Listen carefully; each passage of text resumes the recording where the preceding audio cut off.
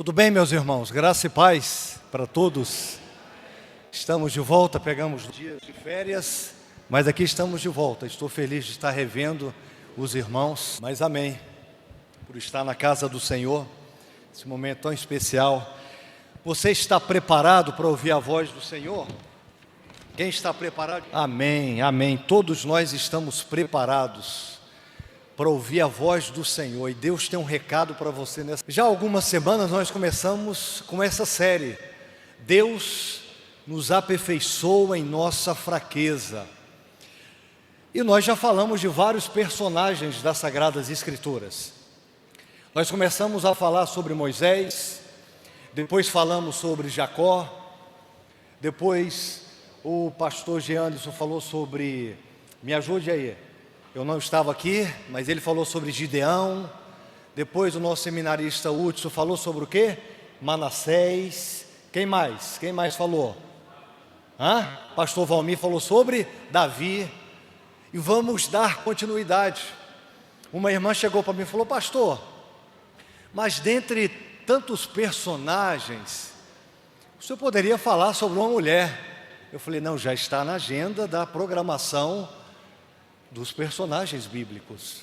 E hoje vamos falar uma mulher que diante das fraquezas, ela foi usada, uma mulher como eu e você, uma mulher falha, mas uma mulher serva de Deus. Então eu gostaria agora que você agora pedisse ao Senhor agora. Peça ao Senhor: Pai, fale comigo através da Tua palavra, através da vida do Teu servo. Eu quero sair daqui não como eu entrei, eu quero sair daqui mais e mais edificada através da Tua palavra, que possa entrar no meu coração e frutificar. Peça ao Senhor agora, fale com Ele. Eu não sei como você entrou nesse lugar, mas Deus tem essa palavra. Abre-se para Ele, abra a sua mente para Ele. Esquece agora da pessoa que está do seu lado. Esquece agora de todos os problemas, das dificuldades da vida, porque Deus certamente vai falar ao seu coração. Amém, igreja? Então, não saia da presença do Senhor. Não saia da presença do Senhor. Mesmo diante daquilo que você esteja passando, não saia da presença do Senhor. Deus quer falar ao seu coração. Mas a grande pergunta, nós vamos falar sobre esta mulher, uma mulher chamada Ana, uma personagem das Sagradas Escrituras, que passou por muitos problemas, muitas dificuldades, como eu passo, como você passa, como nós passamos. Mas a grande pergunta é, antes de nós lermos o texto sagrado, como a gente consegue manter a tranquilidade, o equilíbrio e a sobriedade diante das incongruências da vida, diante dos temporais da vida, diante das contradições da vida, diante das complicações da vida. Como a gente consegue manter esse equilíbrio? Porque Paulo vai nos falar lá em Filipenses capítulo 4, verso 5, ele vai nos falar sobre mantermos o equilíbrio. Ele diz: vocês precisam manter o equilíbrio, seja a vossa equidade, a vossa moderação conhecida diante dos homens. Mas, meus irmãos, tantas coisas nos acomete, que é difícil manter a tranquilidade, é difícil manter o equilíbrio, é difícil manter a sobriedade, é ou não é? Comigo é, e muito, muito. Há coisas que, se não for por Deus, nada vai acontecer. Então nós vamos refletir nesta noite, meus irmãos, sobre uma mulher que tinha tudo para enlouquecer. Nós vamos refletir nesta noite sobre uma mulher que tinha tudo para desequilibrar, mas conseguiu manter-se firme. Por isso o tema: renovados e firmes na presença de Deus, renovados e firmes na presença de Deus. E essa mulher então, Deus a levantou, Deus revigorou as suas forças, Deus revitalizou as suas forças, porque foi uma mulher que fez diferença onde ela estava. Então eu quero que você abra a sua Bíblia, lá em 1 Samuel, capítulo 1, do verso 1 ao verso 20. E fiz questão de não colocar aqui hoje no Data Show, para que todos possam abrir a sua Bíblia. Meus irmãos, façam um parêntese aqui. Estava conversando com os irmãos essa semana e a gente falando justamente sobre isso. O povo não está mais carregando Bíblia para as igrejas. É importante, traga a sua Bíblia. Traga a sua Bíblia, não importa se é a Bíblia física, mas no celular, mas traga a Bíblia. Mas eu particularmente gosto dessa Bíblia aqui. Gosto dessa palavra, mas não deixe de andar com a Bíblia. Não deixe de abrir a Bíblia, é muito importante. Se você tem dificuldade com a Bíblia, traga a sua Bíblia. Teve um amigo meu lá do Rio de Janeiro que começou uma campanha, um pastor, todo mundo levando Bíblia para a igreja. Aí logo os adolescentes, é uma igreja com mais de 1000 membros, logo os adolescentes já ficaram, não, mas a gente está com a Bíblia aqui, pastor, no celular. Não, ele falou, por uma questão contextual, só para a gente reaprender a olhar para essas linhas. Como é bom, né, gente? Como é bom, como é bom. Até a neurociência explica que quando você está lendo algo físico, consegue penetrar muito mais na mente do que você captar por um celular. Sabia disso? Por meio digital. Então, se você quer ter uma aprendizagem melhor, ande com física. Eu não abro mão, eu tenho mais de 20 Bíblias, várias versões, não abro mão. Claro que a Bíblia está no celular, mas eu não abro mão dessa Bíblia física. Então, traga. Amém, queridos? Mesmo assentados, com toda a reverência, vamos ler então, é do verso 1 ao verso 20. Esse texto é bonito, faço questão de lê-lo todo, do 1 ao 20. Vamos aprender com esta grande mulher. Queridos, quando eu olho para esse texto magnífico aqui, para esse texto que acabamos de ler, eu vejo a figura de uma mulher que tinha tudo para enlouquecer. Eu vejo aqui a figura de uma mulher que estava realmente passando um momento muito difícil. Para começar, ela vivia num lar dividido. O texto vai nos dizer aqui, muito claro, que seu marido tinha 2 esposas. Está aqui no texto. Provavelmente, primeira se casara com Ana. Mas Ana não dera filho ao esposo. Era costume da época então ele casar-se com outra. Então Penina também era sua esposa, um lar dividido. Vemos isso no texto. E para piorar, esta mulher, ela tinha um problema físico, que de certa forma tinha uma repercussão espiritual. Ela era estéril. E dentro da cultura judaica, a compreensão de ter filhos significava o quê? Uma pessoa que era abençoada por Deus. Mas a esterilidade era sinal de algo errado, em que o mundo espiritual, algo estava acontecendo de forma negativa, de forma errada. Outra coisa, essa mulher era rivalizada por Penina. Nós vemos aí no texto bíblico. Queridos, vamos ser sinceros. Todos nós que estamos aqui, tem pessoas que se especializam em tentar tirar nossa paciência, é ou não é? Tem pessoas que se especializam em roubar a nossa paciência. Pessoas que são implicantes. Tudo que você faz, a pessoa implica. Aqui no texto, todo ano, Penina perturbando a vida de Ana. Todo ano, Penina lhe alfinetando, tentando roubar-lhe a paz. Olha que complicação, que complicação. E para piorar, esta mulher também, ela não era compreendida pelo seu próprio marido. Era amada, mas não era compreendida pelo seu próprio marido. Porque diz o texto que quando ela começa a chorar, o texto vai nos dizer, o verso 8, o texto fala, Eucana, o seu marido se aproxima dela, vê ela chorando, então expressa: será que eu não sou melhor do que 10 filhos? Gente, o cara se achava, né? Será que eu não sou melhor do que os 10 filhos? Só pode ser. O cara se achava aqui, irmã Francisca. Se achava.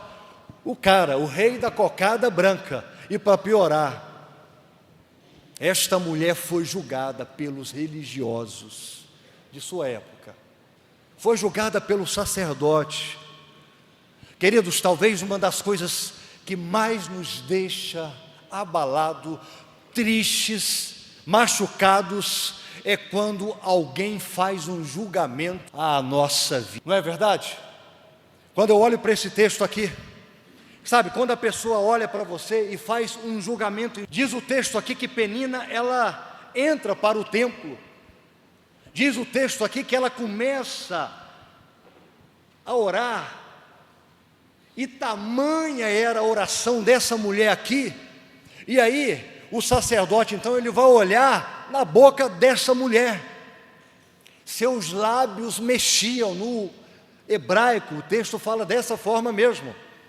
E aí o verso 14 vai dizer: até quando você continuará embriagada? Abandone. O sacerdote passa lá, dá uma olhada, vê aquela mulher chorando de forma copiosamente. Chega para ela, acha que ela está bêbada, acha que ela tomou cachaça, acha que ela está ali doidona. Queridos, a semelhança dos religiosos, há uma diferença entre a vida cristã e a religiosidade. Às vezes, a gente está fazendo coisas sem saber o porquê está fazendo. Não flui do nosso interior. A gente faz de fora para dentro. Para o religioso, é muito fácil julgar os que estão lá fora, os defeitos dos outros, mas tem muita dificuldade em discernir os seus próprios erros. Se você virar a página, você vai olhar para esse camarada aqui. A casa de Eli era uma bagunça. A casa desse sacerdote era uma bagunça, a ponto dele ter rejeitado, a ponto dele realmente passar a mão na cabeça dos filhos que viviam em pecado contra o próprio Deus. E aqui ele estava apontando o erro para estas que vivem assim, são religiosas, aponta o dedo para o outro, mas não olha para a sua vida, não olha para a sua família, só julga os outros. E estava acontecendo aqui com essa mulher, sendo julgada. E a minha pergunta é: essa mulher tinha muitos problemas físicos no ponto de vista da compreensão daquela cultura, social, espiritual, familiar, incompreensão de todos dali, da própria liderança religiosa da época. Essa pessoa poderia chutar o balde, poderia fazer isso, poderia. Será que ela não tinha esse direito de chutar o balde, jogar tudo para cima? Será, gente, que ela não tinha esse direito de encontrar uma válvula de escape? Porque muitos, quando estão passando por muitos dilemas, por muitos problemas, querem resolver problemas que são legítimos, mas são válvulas de escape, muitas vezes, de um relacionamento fugaz, válvula de escape no vício, válvula de escape no sexo fácil, válvula de escape na bebida, de tantas coisas terríveis. Então, quais foram os segredos de Ana? Quais foram os segredos dessa mulher para que não respondesse a Penina? Para que não ficasse gastando saliva com o seu marido e tivesse uma posição de humildade diante do sacerdote Eli? Porque se você ler o texto, todas as vezes que o sacerdote ia falar com ela, todas as vezes ela fala ao sacerdote: a tua serva. O que ela tinha então de diferente? O que ela tinha de diferente e que precisa existir na nossa vida para que nós possamos aguentar as pressões da vida e para que Deus então possa nos renovar, que Deus possa nos firmar e nós não vivermos diante das contingências, das dificuldades que todos os dias nós enfrentamos, porque todos aqui enfrentam dificuldades, todos aqui. Falei com uma pessoa agora recentemente, que está aqui dentro, com ideação suicida. Oramos para que Deus tire isso do coração dessa pessoa, um servo de Deus, como eu e como você. Ninguém está imune a passar por problemas. A diferença é estarmos firmados em Deus, da palavra. Então eu quero extrair com vocês algumas verdades muito importantes desse texto aqui. Anote aí no seu coração algumas verdades. Primeira coisa, Ana, ela não joga tudo para o alto. Ana aqui, ela não chuta o balde, porque, presta atenção igreja, ela aprendeu o segredo de rasgar o coração diante. Note isso aí no seu coração. Ela aprendeu esse segredo aqui, de rasgar o seu coração. Deus, John Bunyan, no seu livro Peregrino, ele vai dizer: é melhor na oração um coração sem palavras do que 100 palavras sem um coração.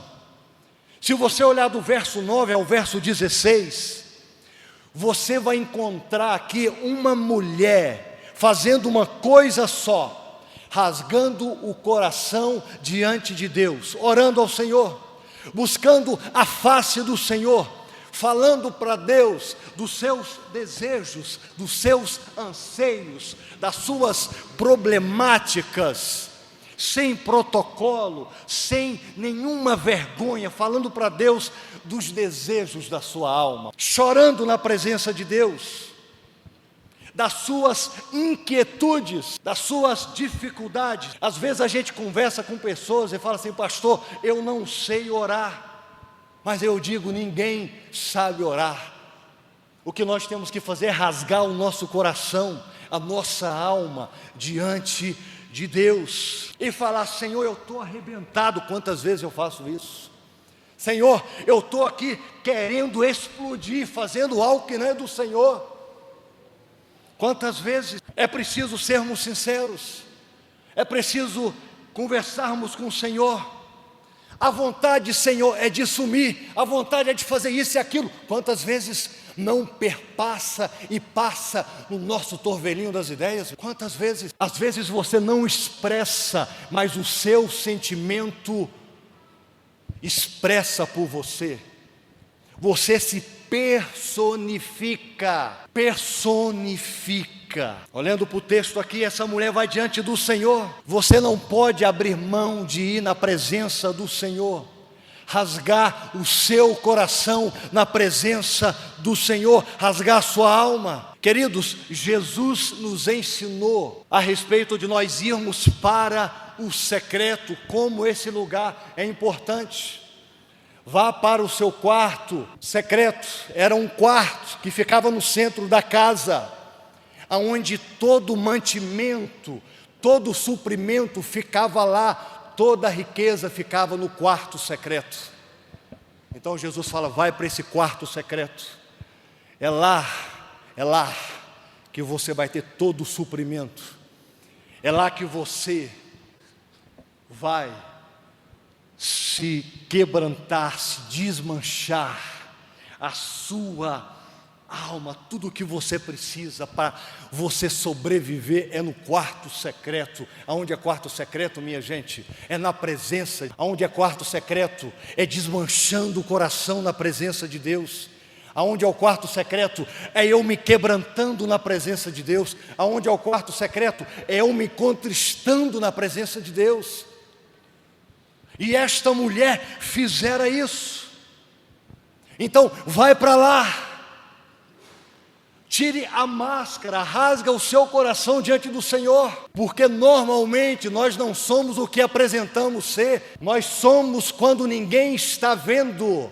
Caráter é aquilo que somos no escuro. Vai no quarto secreto, se quebrante diante de Deus. Nessas férias eu li muitas declarações paulinas, as cartas paulinas, aproveitei alguns momentos para ler algumas declarações paulinas, e a gente fica pasmado com as declarações paulinas. Paulo admitindo que não convinha orar, que não sabia orar. Às vezes nós nos achamos os detentores da oração, às vezes nos achamos o homem da oração, a mulher da oração, mas Paulo expressou, o cara que doutrinou a igreja do Novo Testamento, ele não sabia orar. O mesmo Paulo vai dizer: olha, para que eu não possa me envaidecer, foi-me dado um espinho na carne, um mensageiro de Satanás para me esbofetear.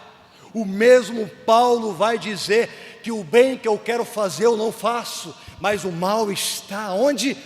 Grande Paulo, rasgando na presença diante de Deus. Então, nós aprendemos com esta mulher que nós precisamos rasgar o coração na presença de Deus. Ela foi para o templo, ela foi para aquele lugar de oração, e ela diante. Mas há uma outra coisa aqui, para a gente não jogar tudo para cima, para a gente não chutar o balde, não explodir. Acolha com fé a palavra de Deus, acolha com fé a palavra. Verso 17 e 18 vai dizer: vá em paz, e que o Deus de Israel lhe conceda o que você pediu.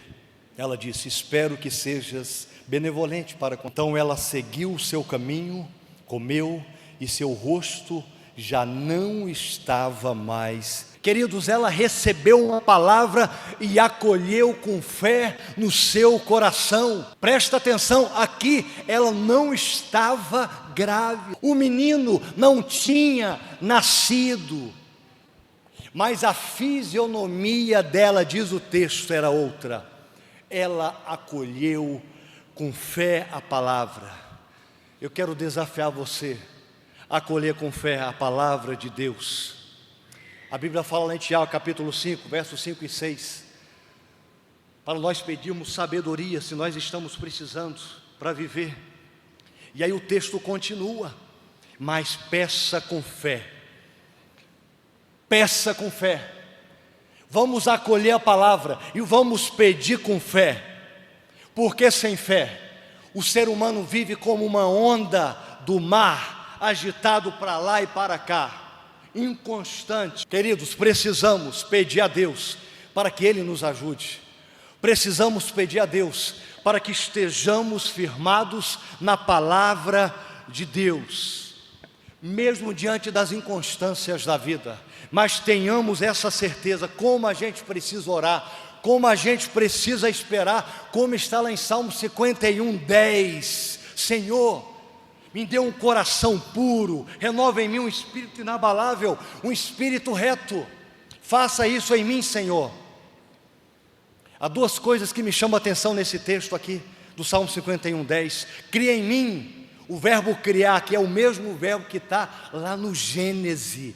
É como criar do nada, como se esse coração aqui estivesse dizendo: olha, se depender de mim, eu não tenho condições de ter um coração inabalável. Se depender de mim, eu não tenho condições para viver. Se depender de mim, eu não tenho condições para fazer nada. Nada. Então cria em mim, me ensina a viver esses altos e baixos, acolhendo a palavra. Então eu faço um desafio para vocês: acolha a palavra de Deus, leia a palavra de Deus, coma a palavra de Deus, medite na palavra de Deus, reflita sobre a palavra de Deus. E existem dois textos que são belíssimos. Um deles é Josué 1:8. Josué não tinha Um desafio enorme, não é? Tinha. Quem que ele iria substituir? Moisés. Imagina, quem queria substituir?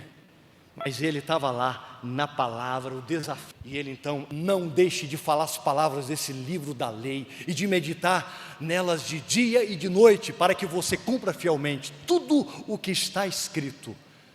Só então os seus caminhos prosperarão e você será bem sucedido. Também lembro lá de Salmo acerca disso. Como é feliz aquele que não segue o conselho dos ímpios, não imita a conduta dos pecadores, nem se assenta na roda dos zombadores. Ao contrário, sua satisfação está na lei do Senhor. E nessa lei, o quê? Nessa lei o quê? Está fraco. Nessa lei o quê? Dia e noite. E é comparado o quê? É como árvore plantada junto a ribeiros, à beira de águas correntes, e dá o fruto no tempo certo, e suas prospera. Olha que texto magnífico. Então você precisa todo dia meditar, todo dia ler. Precisamos investir tempo, gente, na leitura da palavra de Deus, porque não adianta Deus falar se você não crê. Não adianta Deus falar com você se você não acolhe a palavra, não guarda a palavra no coração para não pecar. Como o salmista bem expressou: guardei a tua palavra no meu coração para não pecar contra ti. Não adianta não praticar. Acolha a palavra, viva a palavra, abrace a palavra. Amém, igreja? Aquela mulher, ela ouviu essa palavra. E olha uma coisa surpreendente, pastor Valmir, aqui no texto, ela ouviu essa palavra, talvez de uma pessoa aqui, improvável, porque era alguém que havia julgado ela própria. Alguém que havia julgado, mas ela acolheu com fé aquela palavra. Acolheu. Terceira e última coisa, para você conseguir, mesmo diante das complicações da vida, para você não chutar o balde, saiba mais, Deus tem mais para, guarde isso no coração, Deus tem mais para dar. Olhando aqui para os capítulos, no primeiro capítulo aqui você vai perceber que Ana, ela concebe. Depois o texto vai dizer, né, ele foi desmamado, né, o verso 24 diz que ela levou o menino. Aí no capítulo 3 aqui, a partir do verso 1, né, que o menino crescia no templo. E aí de repente a gente pode fazer uma pergunta aqui: mas espera aí, pastor, a Ana, ela saiu do prejuízo? Ela era estéril? Era estéril sim. Ela quis um filho, orou sim, teve um filho, sofreu, Deus deu um filho para ela. E depois ela pega o filho e ela entrega o filho. Pastor, ficou do mesmo jeito, é o que está no texto. Não ficou. Se você olhar no capítulo 2, no verso 21, vai dizer que ela entregou um filho e Deus deu a ela outros 3 filhos e 2 filhas. Irmão, deixa eu dizer uma coisa, a partir disso que nós estamos falando aqui, guarda isso no seu coração. Com Deus ninguém fica no prejuízo. E eu não estou falando aqui de dinheiro, eu estou falando quando nós nos entregamos, quando nós damos o nosso melhor para Deus, quando nós nos abrimos para Deus, porque nenhuma pessoa que entrega o seu melhor para Deus fica no prejuízo. Nenhuma pessoa que entrega o seu melhor para Deus fica no prejuízo. O fato é que às vezes muita gente entrega o melhor, mas não entrega para Deus. Entrega o pior. Pode ser até a sua vida, a mordomia cristã, tempo, corpo, bens, tudo. Como está a sua vida nesse sentido? Eu conheci uma mulher, já falecida, já está na glória, Dona Ney. Dona Ney, ela falava para a gente assim: quando eu quero comprar uma roupa bonita, e em primeiro lugar que eu vou é na casa, eu quero estar bonita para o Senhor. E aquilo ali não era religiosidade não, era uma mulher de devoção, uma mulher de oração. Dona Ney, ela se aprontava, ela colocava a roupa mais bonita, uma senhorinha, e ia para a igreja, porque ela queria se aprontar para ficar bonita para o Senhor, não era para mostrar para ninguém. Era uma mulher de devoção, era uma mulher de oração. Ela entendia que a vida dela era um culto. O culto não começava aqui. A vida dela era um culto. E o que ela fazia era só expressão do amor a Deus. E como isso é importante. Queridos, ninguém perde nada, absolutamente nada por entregar o seu melhor para o Senhor. Olha aqui para o pastor. Ana entregou Samuel. Samuel mudou a história de Israel. E ela não ficou sem nada não. Deus mandou mais 5 filhos para ela. Deus mandou 5 filhos para ela. O que você tem dado para o Senhor? Você tem se desmanchado diante do Senhor? Você tem acolhido a palavra? Você de fato tem vivido uma vida entendendo que Deus tem sempre o melhor para te dar, o melhor dele, não o melhor seu, o melhor dele. Com Deus não se brinca, não se brinca. Deus tem mais a nos dar, meus irmãos. Essa é uma certeza. Amém, igreja? Amém? Vamos ficar de pé? Vamos cantar? Vamos cantar uma canção, a primeira parte, depois nós vamos orar. Vamos cantar a primeira parte dessa canção. Essa palavra fala justamente sobre me render e dizer que eu te amo. Talvez nesta noite você precisa se render diante do Senhor e dizer que o ama, que precisa dele, que precisa entregar o melhor para ele. Talvez você não está entregando o melhor, você está entregando o pior. Deus não recebe. Deus recebe quando nós damos o nosso melhor, a nossa vida como um todo, corpo, alma e espírito. Deus, para ser Deus na nossa vida, Ele tem que estar no centro. Não existe 2 senhores, existe um Senhor e um servo. Nós somos servos, nada mais. Então cante, eis-me aqui outra vez diante de Ti, abro o meu coração, eu quero me derramar na Tua presença. Vamos cantar com nossos irmãos.